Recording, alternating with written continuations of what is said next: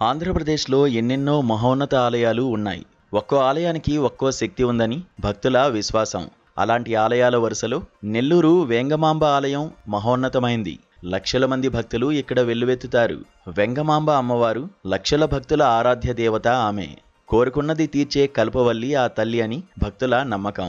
ఇక్కడ జరిగే ప్రతి వేడుక ఆమె శక్తికి ప్రతిరూపాలు. ఇక ఆమె చరిత్ర మహోన్నతం.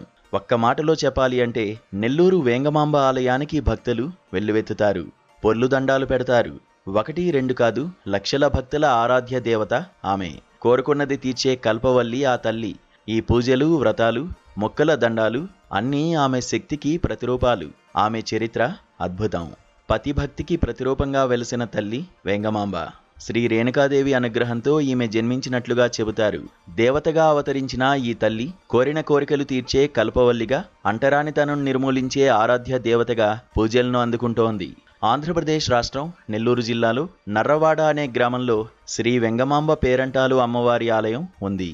ప్రసిద్ధిగాంచిన పుణ్యక్షేత్రాల్లో ఈ ఆలయం కూడా ఒకటిగా విరాజిల్లుతోంది. శ్రీకృష్ణదేవరాయల కాలంలో ఈ ఆలయం వెలసినట్లుగా చెబుతారు. ఇక్కడి నర్రవాడ అనే గ్రామానికి దగ్గరలో వడ్డిపాలెం అనే గ్రామంలోని దంపతులకు పూర్వజన్మ పుణ్యఫలం కారణంగా శ్రీ రేణుకాదేవి అనుగ్రహంతో ఒక ఆడపిల్ల జన్మించింది. ఇలా రేణుకాదేవి అనుగ్రహంతో జన్మించిన ఈ బాలికకు వెంగమాంబ అని పేరు పెట్టి అల్లారుముద్దుగా పెంచారు. వెంగమాంబకి చిన్నతనం నుండే దైవం అంటే ఇష్టం ఏర్పడి తన తోటి స్నేహితులకు ఆధ్యాత్మికతను బోధిస్తూ ఉండేది. కాలక్రమంలో ఆమె చేసిన సేవలు, ఆమె ప్రార్థనలు ఆ గ్రామ ప్రజలకు ఎంతో మేలు చేశాయి. అప్పుడు అలా ఆమె మీద భక్తితో అక్కడే ఒక ఆలయాన్ని ఆమెకు నిర్మించారు. కాలక్రమంలో ఆమె చేసిన సేవలు, ఆమె ప్రార్థనలు ఆ గ్రామ ప్రజలకు ఎంతో మేలు చేశాయి.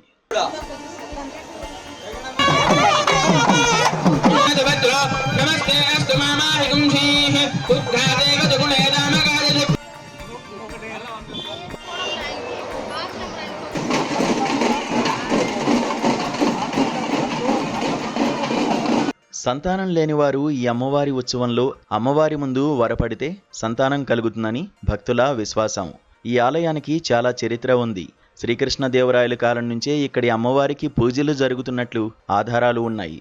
ఇక్కడి అమ్మవారిని స్థానికులు ఎంతో భక్తి ప్రపత్తులతో కొలుస్తారు. ప్రతి ఏటా జ్యేష్ఠమాసంలో పౌర్ణమి రోజుతో మొదలుపెట్టి 5-6 రోజుల పాటు వెంగమాంబ బ్రహ్మోత్సవాలు నిర్వహిస్తారు. మొదటి రోజు వెంగమాంబ వంశస్థులు దేవాలయంలో పసుపు దంచడంతో కార్యక్రమాలు ప్రారంభమవుతాయి. రెండో రోజు, మూడో రోజు వెంగమాంబ దంపతుల ఉత్సవ విగ్రహాలను ఊరేగిస్తారు. ప్రతి ఇంటి ముందు భక్తులు కానుకలు, కొబ్బరికాయలు సమర్పిస్తారు. 4వ రోజు పసుపు కుంకుమ ఉత్సవం, కళ్యాణోత్సవం జరుగుతాయి. 5వ రోజు బండ్ల పొంగళ్ళు, ఎడ్లబండి లాగుడు పందాలు నిర్వహిస్తారు. బండ్ల పొంగళ్ళు అంటే వివిధ గ్రామాల్లో భక్తులు పొంగల్ని వండి దాన్ని బల్లలో పెట్టి తేవడం.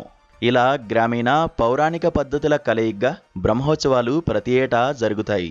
ఈ విధంగా వెలిసిన ఇక్కడి వెంగమాంబ ఆలయంలో ప్రతి సంవత్సరం జ్యేష్ఠమాసంలో పౌర్ణమి తర్వాత ఆదివారం నుండి గురువారం వరకు శ్రీ వెంగమాంబ పేరంటాలు పేరిట ఉత్సవాలు జరుగుతాయి. మొదటిగా ఆదివారం రోజున అమ్మవారి పుట్టినిల్లైన వడ్డిపాలెంలో ఉత్సవం మొదలు కాగా, సోమవారం రోజున పుట్టినిల్లు నుండి అమ్మవారి రథోత్సవం బయలుదేరుతుంది. మంగళవారం నాడు ప్రత్యేక వాహనం పైన గ్రామ వీధుల్లో అమ్మవారి ఊరేగింపు ఉండగా ఆ సమయంలో భక్తులు అమ్మవారికి కానుకలను సమర్పిస్తారు. బుధవారం నాడు కళ్యాణోత్సవం జరుగుతోంది. గురువారం నాడు బండ్ల పొంగళ్ళు, ఎడ్లబండి లాగుడు పందాలు జరుగుతాయి. ఇలా ప్రతి సంవత్సరం ఎంతో వైభవంగా జరిగే ఈ ఉత్సవాలకు కొన్ని లక్షల మంది భక్తులు తరలివస్తుంటారు.